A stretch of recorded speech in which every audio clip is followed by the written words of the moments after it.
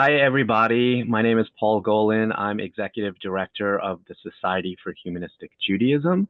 This is our monthly members exclusive Life, the Universe, and Humanistic Judaism Rabbi and Cantor series that I somehow get to crash without being either a rabbi nor a cantor. This is a thank you to the folks who support our movement. We're so glad that you're here and that you are a member or donor to SHJ or one of our affiliated communities. It allows us to keep doing the work we do and spreading the word for others who may benefit from humanistic Judaism. This is something that everyone can access afterwards online. We really do try to make most of our content free and open to all, but we kind of, on the PBS model of asking for membership and giving some little extras. That's what we're trying to do here because we are a nonprofit. We do rely on tzedakah, the Jewish word for charitable giving, although I've seen it translated. Maybe that could be one of the questions that you get to ask the rabbi today. So today we're doing something a little unique, which is not necessarily a straightforward frontal presentation, but more of an Ask the Rabbi with Rabbi Miriam Jerris, who I believe most of you already know, but I'll read you her bio anyway. Right. Miriam Jerris has been involved in the Society for Humanistic Judaism since the early 1970s as a volunteer, including as vice president and president. In 1982, she became the first executive director of SHJ. Rabbi Jerris, ordained in 2001, returned to the staff of SHJ as its rabbi. Rabbi Jerris, in the twilight of her career, well, I think that's debatable, now sees herself as the memory of humanistic Judaism and its development, and is looking forward to speaking with you on these themes. So I will turn it over to you, Miriam. Hint, hint. That's what that twilight of my career was. Hint, hint. It's really great. You don't get the hint. We're very sick. I know very you sick don't. like that. It's great to see all of you. Martin, thank you for the balloons that you created. I don't know how, but they were there. I appreciate it. It is, if you don't feel shy, I'd love to see your faces. I can interact with people better when I see them. But if you want to stay hidden, feel free. I think a couple of ground rules. I am not talking about politics. I am so sick of politics, no matter what country it's from. So humanistic Judaism brings me joy. It always has. So I'm sticking to joy, at least for today. And if you want to know anything about the history, because I have written some of it up, but otherwise it's gone with me. I look around and I say, oh my goodness, I'm the one person left that went to that meeting. So that's kind of what I meant by the twilight of, it's probably the twilight of a lot of people's careers or the darkness of them.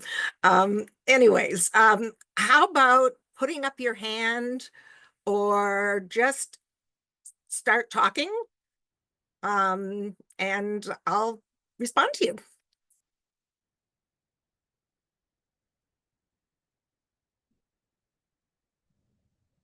Would you like me to start talking because I'm not shy, but I don't really have any great questions either. You don't? You're not curious? No, certainly not. I studied too much politics for you.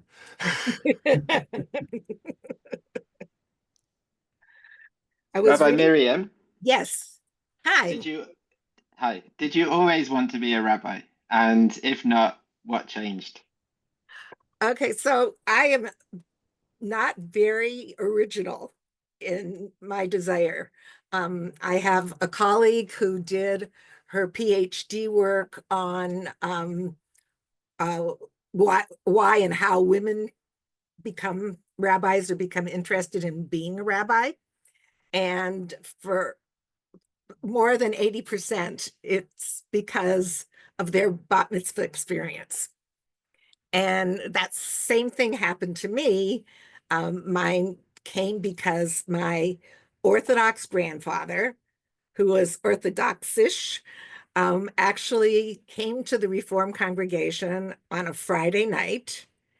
And after I finished the service, he came up to me and said, and I can't do accents well, but he said in his thick accent, they say women shouldn't read from the Torah, but I don't understand why, if they can do it as well as you can. So to get that kind of affirmation from the very religious part of my family, that was my first boost. And then I was just always interested. And when I was graduating college, I wrote to Hebrew Union College, the Reform Seminary, and asked them to send me a application for the rabbinic program. And they wrote back and said, women can't be rabbis. This is how naive I was. There I am, 17, 18 years old, graduating. I think I graduated college at just 19 and a half. But anyways, there I was. And I said, what? Women can't be rabbis? I thought I could be anything I wanted to be. Somebody told me that. Instead of going into their PhD program, which is what they invited me to do, I didn't. And I was lucky enough from the time I was 11 years old, I was introduced to Rabbi Sherwin Wine. He was the rabbi at my Reform congregation in Windsor, Ontario, Canada. And he was a wonderful teacher. So the combination of really being interested in Jewish culture and the language and all kinds of things, and then getting to know Sherwin Wine. And I ended up living in Detroit when he left our congregation. And I joined the congregation at that point. And all you ever had to say to Sherwin Wine is, do you have something a little more interesting than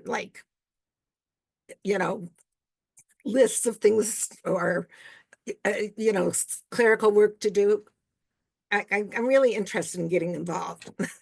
So I became the administrator for the society so fast. And then the rest, was progressive. In 1969, we started our own rabbinic program through the International Institute for Secular Humanistic Judaism. I was the first administrator of that organization. Not 69. You just said 69. So what is it now? It was 99. Okay. But 1969 was a really good year. When I got involved in really watching the rabbinic program and I was attending the classes, after a year and a half, I said, I'm done. I've always wanted to be a rabbi and I want to enter the program. So that's where the pivot was, when we started our own program. Because by that time I was really sold on humanistic Judaism. And you, correct me if I'm wrong, you were in the first graduating class of the ISHA rabbinic program? No. Well, the first class was one person. Okay. And the second class was 3 of us. And I said to Sherwin, I don't want to do this in alphabetic order. I have earned my right to be the second rabbi for humanistic Judaism. So he ordained me second, and then Ben Biber and Adam Shalom were the other 2 rabbis I studied with.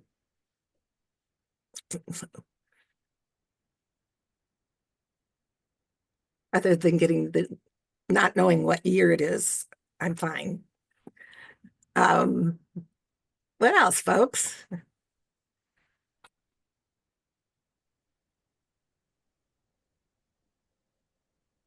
Arlene, you're still muted. How do you think humanistic Judaism has guided you in your life? Maybe what I really mean is, though, how is it a different way of approaching life than people who haven't discovered humanistic Judaism have. So I don't know whether any of you have noticed when I send you an email what hashtag I put at the bottom of my email, but it's hashtag truth matters.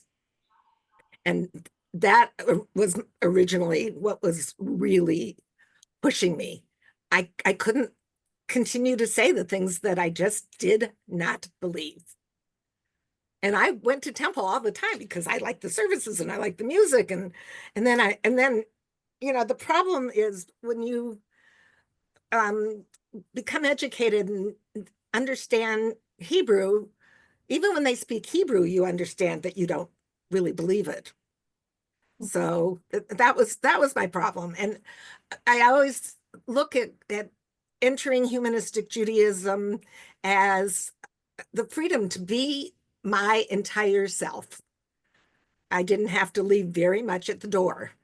And Sherwin used to say, if you believe in 92% of what we do, then you should join us.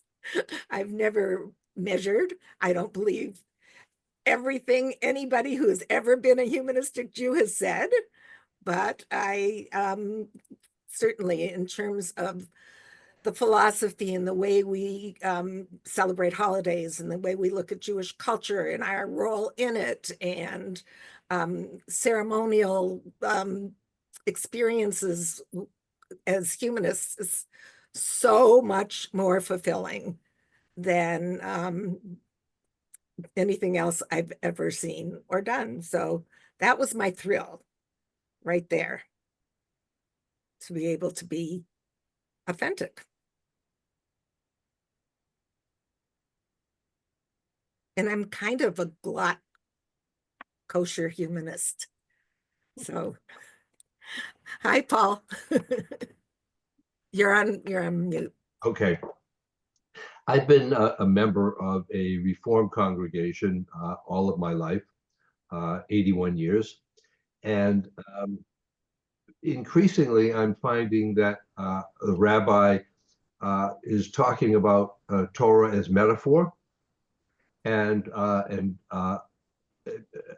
God as a non-supernatural concept.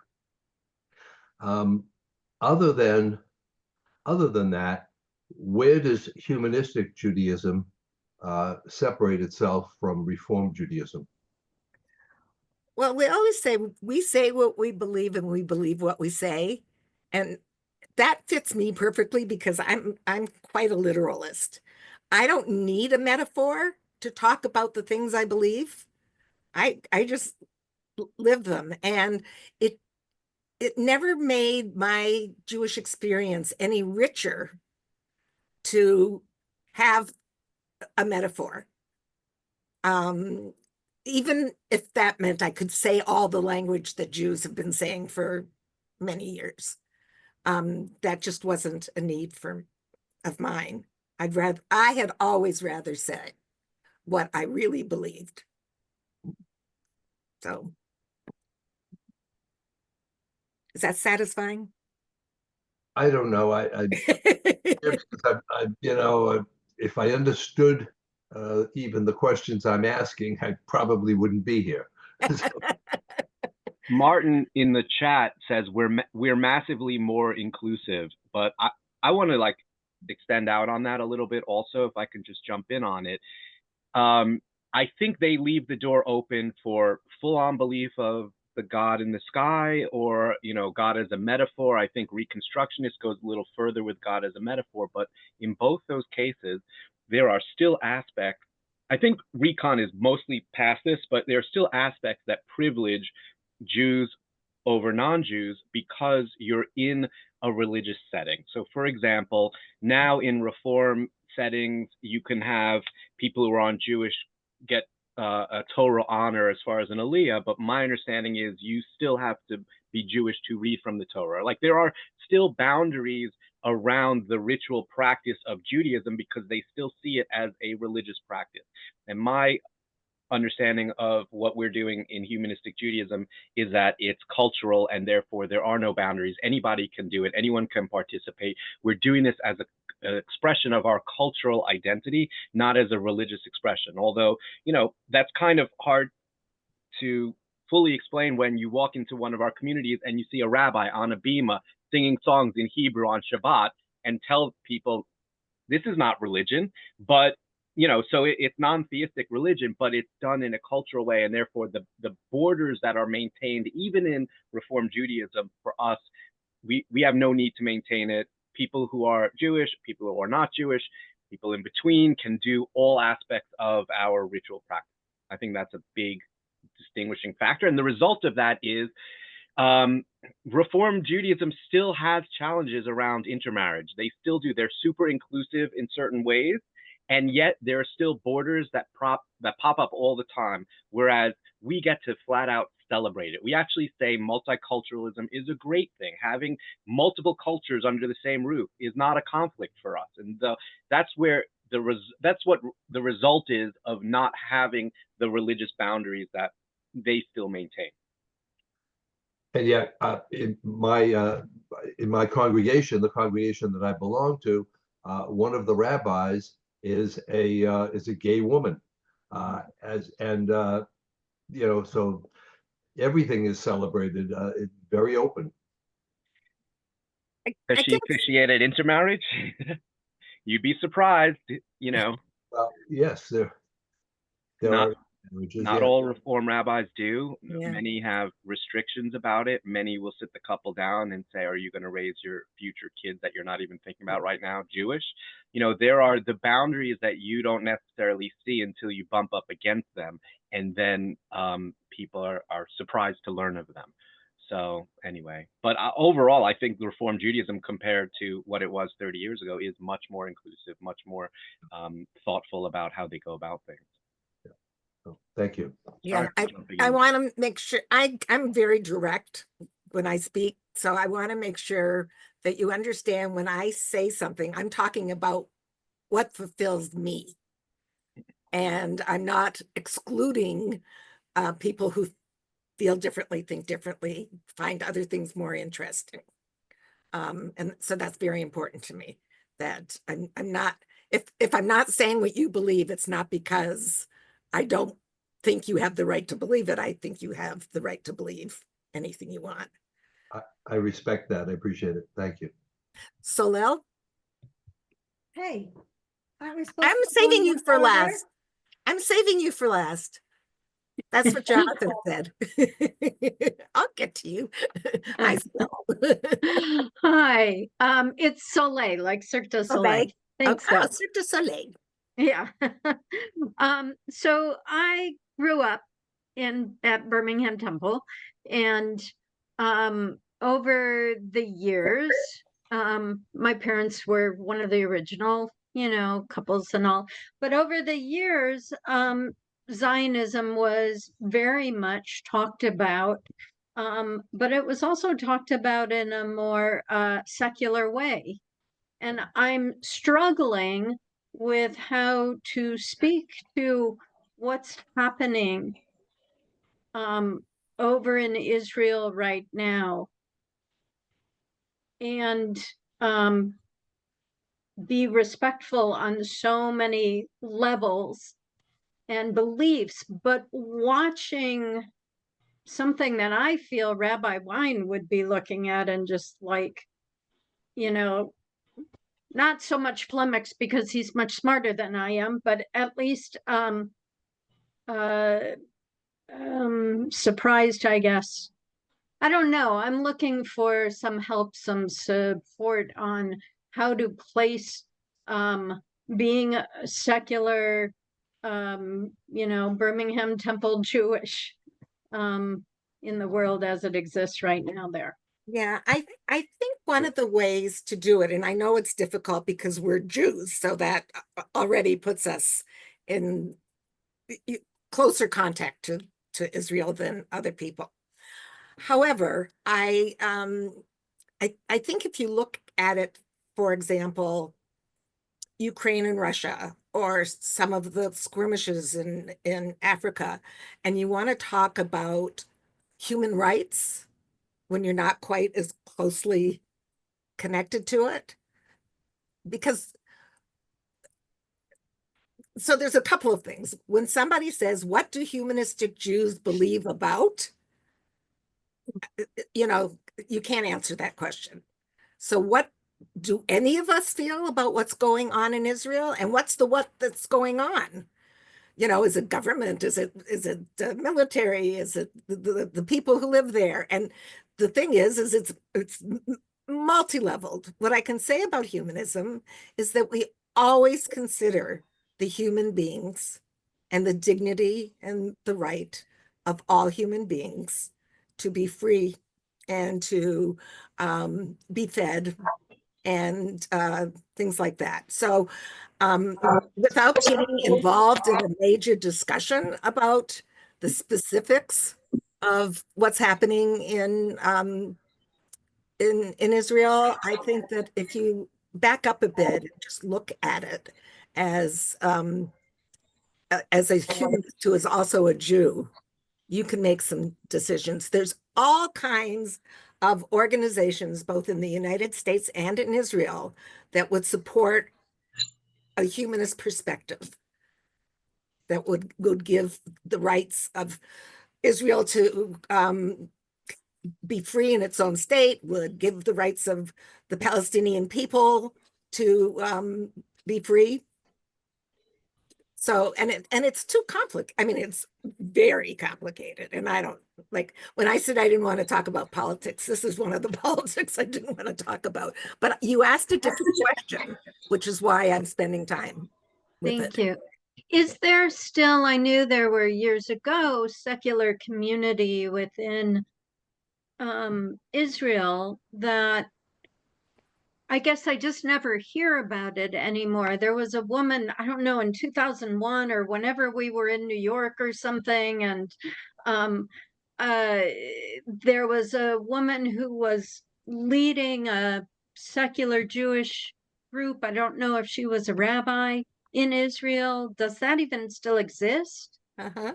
Does it? I'm not going to put you on the spot, Myrna.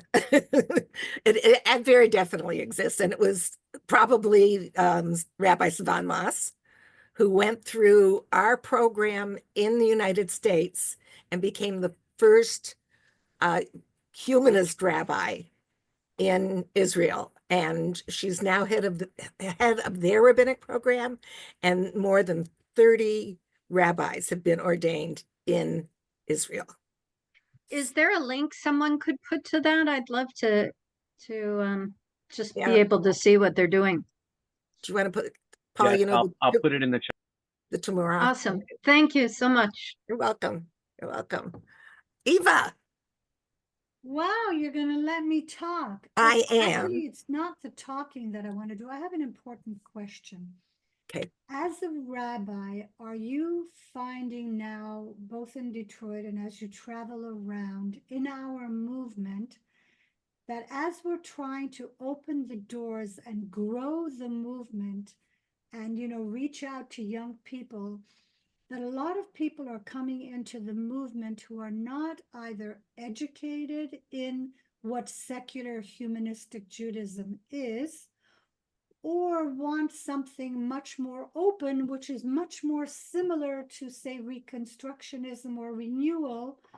So, for example, they want to use the word God in their programming, but they are perfectly happy to define God as something different. Now, you and I know, we've gone through the study program, spirituality is a loosening of the boundaries of the ego, or it's related to a God thing. So are you finding an increase in that? And are you worried that that'll in fact water down who we are in the effort to grow? Are we going to water down who we are just to make space? Yes, we want to be respectful of what everybody believes, but it doesn't mean we incorporate that into our programming and into our services. So I'm curious about that. Yeah. So that it's what differentiates us. People think because we're inclusive that we're also pluralistic, which means we accept everything. And the answer to that is we're humanistic, and that's who we are. And you are welcome to be with us. But you can go and, you know, a lot of you have heard me say this before, anywhere else in Judaism and do theistic Judaism. Right. I can only go to the 30 plus organizations or the multiple places that we meet online to truly celebrate who I am as a humanistic Jew. And thank you, Trask. However, so we you know, we walk that boundary. I've noticed something even more. I mean, I don't know how to, I don't know even know how to express it. I've noticed a real change in humanistic Judaism over the last probably 15 plus years. And actually, I was in a meeting yesterday, and we were talking about this, that yeah, my mind just got off track again. Oh, that when you grow up ethnically Jewish, you have all your family memories of how you grew up Jewishly. And if you feel positive about being Jewish, then many of those family memories are kind of what moved you to a certain place. And then people come to us because they wanted to be Jewish, but they didn't want the theism, they didn't want the prayers. So when more and more people come into humanistic Judaism who did not grow up Jewishly, how do you express your joy and pleasure at being Jewish? And some of the ways are you get more interested in ritual, non-theistic ritual, but you get more interested in ritual. So when I came to humanistic Judaism, I was so happy to be free of the language and everything else that I didn't even need the ritual for a very long time. But the people that come in new that haven't had all that background, good and bad, do want to have a way to attach. And for many people, that is the way, through the ritual. But shouldn't we be careful when we do the ritual not to talk to God or about God or use words that could be misinterpreted by those who are not familiar with us as ritualized God language? Right. So I agree with you conceptually. I know that you've been at weddings of mine when I use the word sacred and you know, your eyes kind of glaze over, but I use some language that can be reinterpreted in a number of different ways, but I don't use it all the time, and I never use God. Do you think we should make it clear to our leaders not to use the word God other than, I mean, I use the word God all the time, but God is a character in the Bible. Right. And I teach about it all the time, but not to use it in our ritual procedures. Is it not? I mean, we were told that right from the start when we And graduated. and since I still teach there, we still tell people that, and in the leadership and the officiant program, they have to sign an agreement. So yeah, no, it's still important. I mean, it's at the top of the, like I say, I can go anywhere else to get God in Judaism. If you close me out of humanistic Judaism, I don't have a way. I don't have anywhere to go. Right. So, Thank you. You're welcome. Susan. Hi, everybody. I no, I agree with you. What you're, I mean, we have to be a place where people who are offended by God language don't have to put up with it. Personally, sorry, I have a cold. Personally, I wouldn't even be part of the Jewish world if it weren't for the Society for Humanistic Judaism. I mean, I went to a wedding in Sherwin-Wine, officiated, and I heard about it through that, and that was like, you know, over 30 years ago, and it was just a revelation, just to be able to be Jewish and not have to say things I don't believe. So I agree with you about that. About metaphor, using God as metaphor, though, I'm in 2 Torah study groups, and with people with all different beliefs. And I think if I didn't look at these stories as metaphor, it would be a waste of time. I know that Sherwin-Wine wasn't crazy about Torah study at all, but I feel quite differently. As Miriam said, we have lots of different approaches. And I think it's really important to be open and to think in a more middle way, and not only be thinking rationally about things, but, you know, looking at the emotional side of us, the arts, you know, bringing in the arts. I mean, I'm just reading a novel. I just wrote down a quote from, I'm reading The Covenant of Water by Verghese, which is a great book. And one of the characters says, fiction is a great lie that tells the truth about how the world lives. And yeah, and so Torah is a great lie that tells how the world works. And it's tremendously wonderful for me. That's my way in to Judaism, and my whole practice at this point is Talmud study, Torah study, and doing Shabbat, and adding more ritual. You know, we do Shabbat in my family, and we say different words over the candles than traditional. We don't praise God, and it's really important. So we do Jewish, and that's another thing I wanted to say is nowadays doing Jewish makes more sense than that being Jewish, and doing Jewish, thank goodness, includes doing humanistic Jewish. So I'm very grateful to this organization. That's it. Thank you. Thank you. Soleil, when you get on the Tamura, there's on the right-hand corner at the top, it says English version, Hebrew version. So you can click and it translates it for you. Hi, Mary. I haven't talked to you in so long. I know. Just so you all know, Miriam and I spoke last night. So here's my question.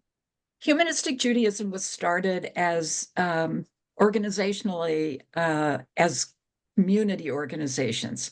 So it's a traditional model. And Rabbi Wein came out of the Reform movement, so it totally makes sense. So here we are 50 some years later, and there are other models for Jewish people to participate in Judaism. And I'm just curious, since you were part of it from the beginning, what kind of changes you may have seen in this model and what your thoughts are about it. Thank you for that question. You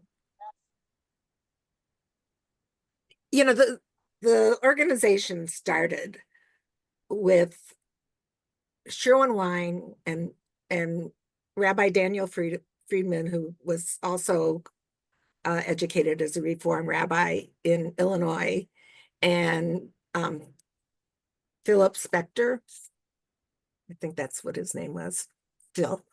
I also a Reform rabbi in Connecticut. So those first three organizations all had rabbis. And then when the fourth organization started in Boston, they didn't have a rabbinic leader right away. And never really went that way, either because they didn't want to spend the money or they didn't have one. And even in Connecticut, when Phil left their organization, they hired a rabbi here and there, but haven't in many years. So because so many people, especially when they want to educate their children, are looking for a bigger school so their kids could have Jewish friends, if they didn't get them in elementary school or public schools. And it was the Reform congregations and others that had big enough Sunday schools. And usually it didn't happen unless you got a rabbi and a building and and that kind of a thing. So it held us back, I thought, for a long time. And then a number of very strong lay-led organizations started and went along very well for quite some time. And now, as well as anyone, we've increased the number of rabbis that have been ordained. And, I don't know why I have to do this every single year, but I do. I have to recount every single year. Do you remember what number you were, Mary? No. So I think I can say there's 4 rabbis on this call. How's that? As far as there are. I remember when I first became a rabbi, and Sherwin and Dan and I and our partners were having dinner somewhere here, and we started to laugh about there better not be a bomb because it will demolish the entire rabbinic portion of humanistic Judaism. But now this is more familiar to us, that we can have 4, 5, 6 rabbis on one of these.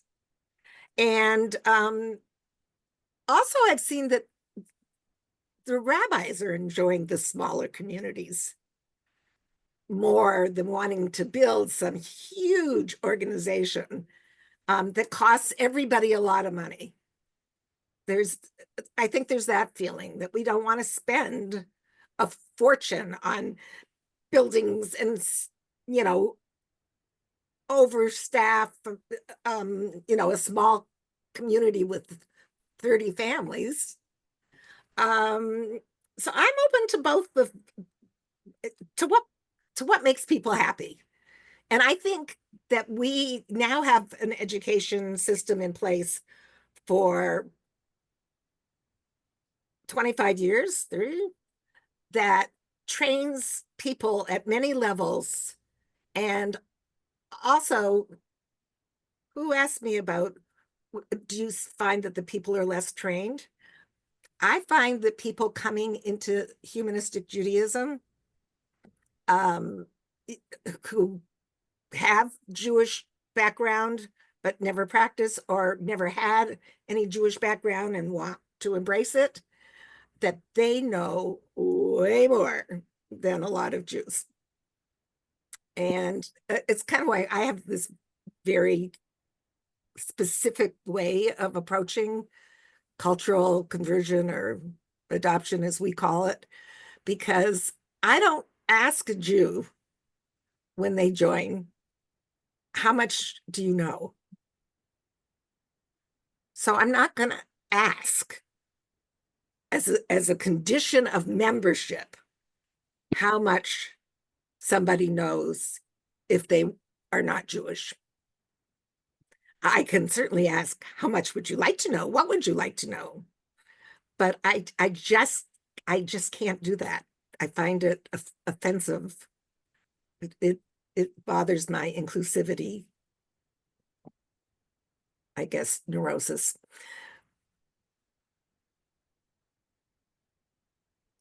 Martin, you're writing the letters here.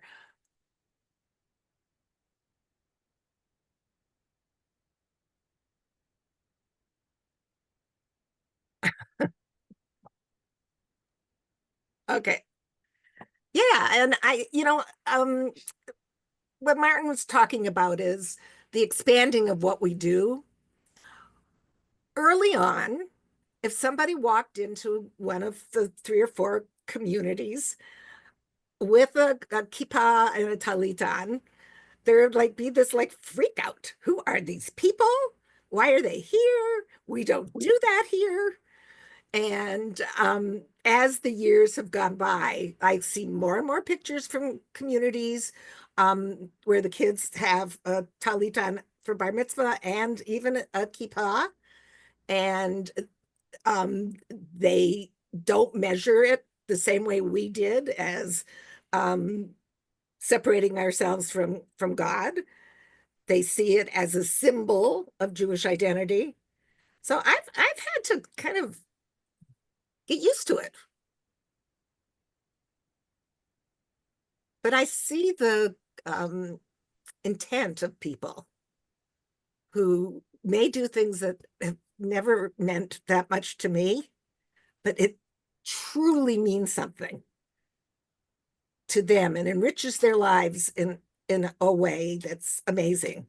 And in Martin's little paragraph here, he said, so we don't tell people anything more than we don't tell them what they can do than belief. But I got a note from somebody yesterday that said, so I have Jewish ancestry, and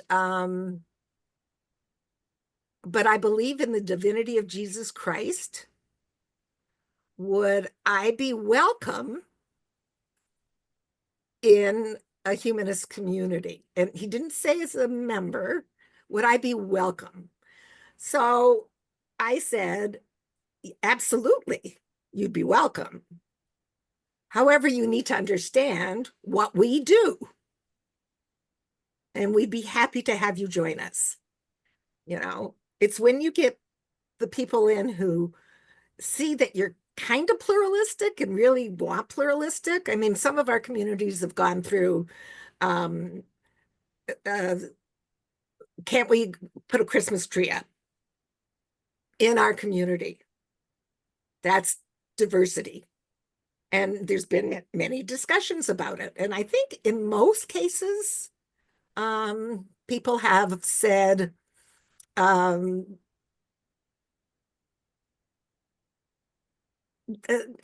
no, not really, because you can do whatever you want in your home, but this is a Jewish group, and and we do Jewish here. Now, I have a Christmas tree. I don't call it a Hanukkah bush. I have a Christmas tree, and I love my Christmas tree more than my Catholic husband does. I say to him, can we put it up? He goes, it's not Thanksgiving, so we're not going to be here for Thanksgiving. Can we put it up?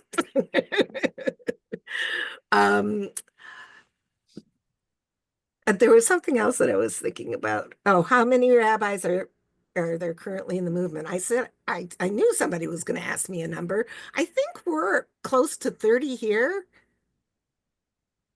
20 some here in North America. And I think they're over 30 in Israel. I think they're almost at 50 in Israel. Yeah, I think you might be right. I keep asking for lists and I don't get them, so I lose It's track. a very different model in Israel, I think, to be a rabbi than in the US. Or maybe it's becoming closer, but I don't think our rabbis in Israel have congregations, right, the way we're set up here. Yes. Now, some in the kibbutzim, you have that more, you'd have that kind of an experience. But in the cities, they have an Oneg Shabbat in a restaurant somewhere, and interesting watching how the liturgy there has changed, but it's somewhat similar to us, but much more relaxed. And the thing I say about becoming a rabbi in Israel is they already know how to speak Hebrew. And it's a barrier. When like 30 years ago, my Hebrew was way better than it is now.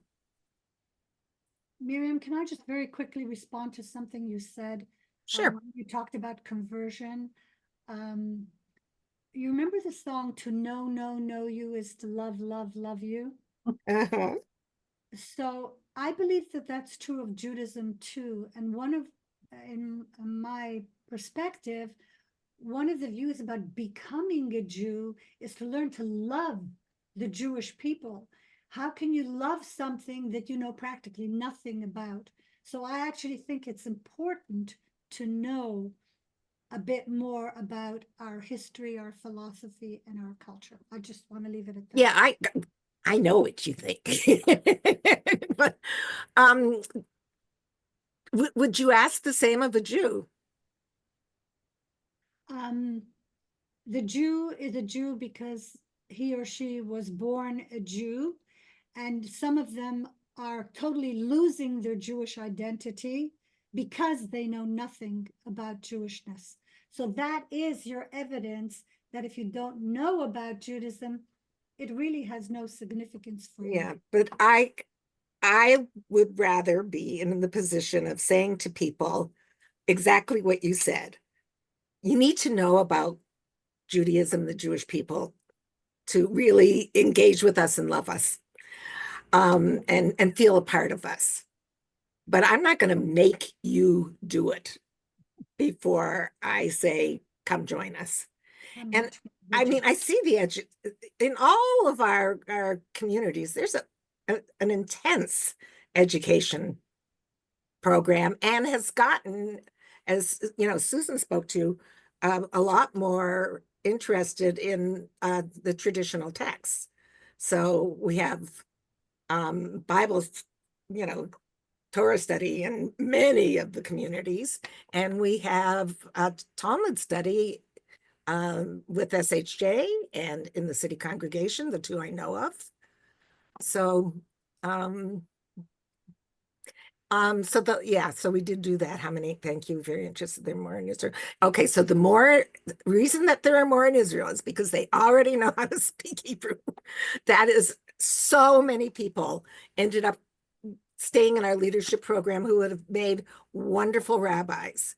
And we don't have to be fluent in Hebrew, but you have to be able to read it and figure out what it says. Marlene, your hand is up again. Yes. Actually, this is a follow-up to what I asked you originally. And I guess if I pick up an example of a situation we've faced in the country, like COVID, can you think about how your humanistic view of the world might have led you to understand it and see it differently than the average American who is not humanistic in their outlook? That's kind of what I was trying to get at. Yeah. So I could say yes, and I could say no, because sometimes I think it's what I believe that led me to humanistic Judaism, as much as humanistic Judaism has helped me develop my thinking and beliefs. But sure, I mean, scientific evidence as the way to know truth. I mean, that's kind of fundamental to who we are. We don't just say something is because, we think it is, or, somebody wrote it in a book somewhere. We look for evidence. So that's the science, behind something like the COVID. So I think it works both ways. I mean, there's many, many people, I know all of you who have been around for a while know this, that when you tell people what your belief is, or, how you connect to your Jewish identity, they'll say, oh, I believe the same thing. But, I go to a Reconstructionist synagogue or Reform synagogue because I want to do what Jews do. So we are that little piece between people who believe this and people who want to have nothing to do with saying things that we don't believe. I mean, that's so for decades, and since I've been involved since the mid 70s, I've heard this many, many times, that we, yeah, I lost it again. It'll come back. So anyways, I'm very happy that Humanistic Judaism exists, because it both supports what I've already believed and leads me to learn more about things that are consistent with my belief system. So I guess I would say both and in answer to your question. I know somebody just wrote, Martin's got his hand up. I know he ends up in my left-hand corner. Hi, Martin. Hi. Does that mean I should ask now? Yes, of course it Oh, does. okay. What I wrote in the chat, Rabbi Eva actually responded to, and I was saying, what would you say to people in our communities that take offense to someone wearing a kippah or talit? That you touched on it, but can you expand? And then Eva said that some people were offended when their new rabbi wore it, etc., etc. And she said we wouldn't tell him what color tie to wear, which and I've experienced it to a certain extent as well. And this was why I wanted to ask, because the demographics of SHJ are very Ashkenazi, or people that are new to Judaism or have adopted Judaism. And many people of a Sephardic background would value tradition over belief. And that kind of distinction is different for Sephardim that it is for people of an Ashkenazi background, or people that are coming from a adoptee background.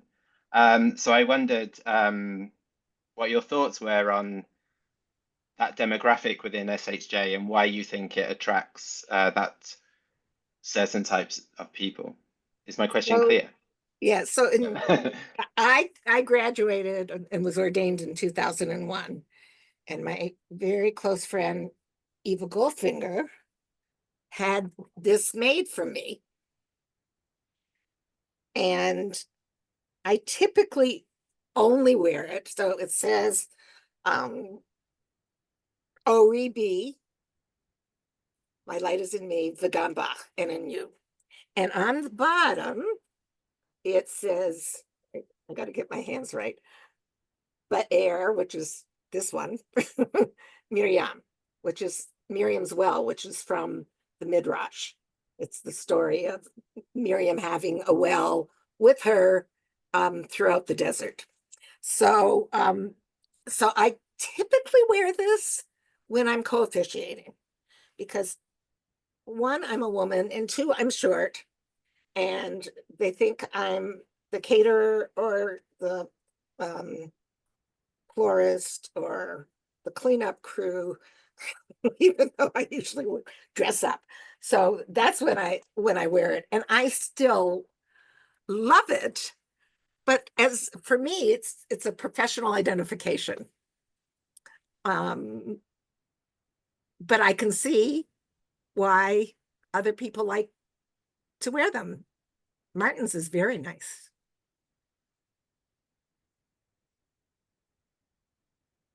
Okay, where are we? 3 minutes. Any last question? Well, thank you so much, Miriam. That was fascinating and always informative. Appreciate it.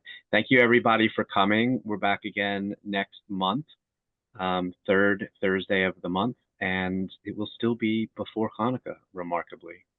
So we will see you all then. Otherwise, happy Thanksgiving if you celebrate. And thanks again. Bye-bye. Thanks, Paul.